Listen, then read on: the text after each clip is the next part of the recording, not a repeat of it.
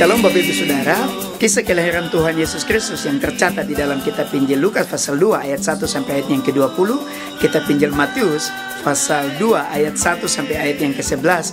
Paling tidak ada 4 hal menarik yang terjadi kala itu.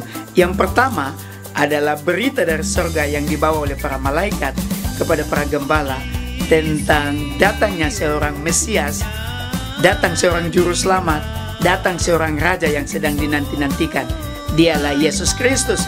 Berita yang menggemparkan dunia itu, yang mewarnai kelahiran Tuhan Yesus Kristus. Yang kedua, setelah para gembala itu mereka menerima kabar itu, hati mereka menjadi sukacita, sehingga mereka bergegas dan pergi berjumpa dengan bayi itu.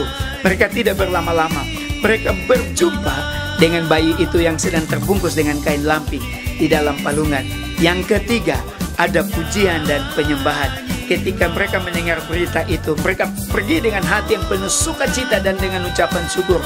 Tetapi juga para malaikat dengan paduan suara, dengan nyanyian puji-pujian dan penyembahan kepada Tuhan. Dan yang keempat adalah persembahan para majus. Saudara, keempat hal ini yang mewarnai peristiwa kelahiran Tuhan Yesus Kristus. Hari ini kita merayakan Natal. Maka jika 4 hal ini kita tidak lakukan, maka kita sedang tidak merayakan Natal. Sebab dalam Natal pasti ada berita yang besar tentang datangnya seorang juru selamat. Dalam Natal ada perjumpaan dengan Tuhan, ada doa, ada ucapan syukur, ada penyerahan diri kepada Tuhan. Yang ketiga, ada pujian dan penyembahan kepada Tuhan. Kalau kita hanya sibuk mempertontonkan kemewahan, pakaian, dekorasi, baju-baju, dan semua fasilitas, maka kita tidak sedang merayakan Natal. Natal yang sebenarnya adalah ada puji-pujian kepada Tuhan, ada nyanyian-nyanyian ucapan syukur yang memuliakan Tuhan karena datangnya juru selamat.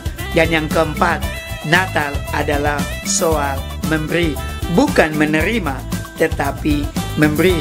Kita mempunyai beberapa bagian yang terkumpul dalam 1 tahun. Natal ini kita memberi bagi mereka yang tidak mampu. Yesus berkata, saudara memberi kepada orang yang hina, saudara sedang memberi kepadanya. Saya percaya bahwa di hari Natal ini bukan saja kita menerima, tapi kita memberi.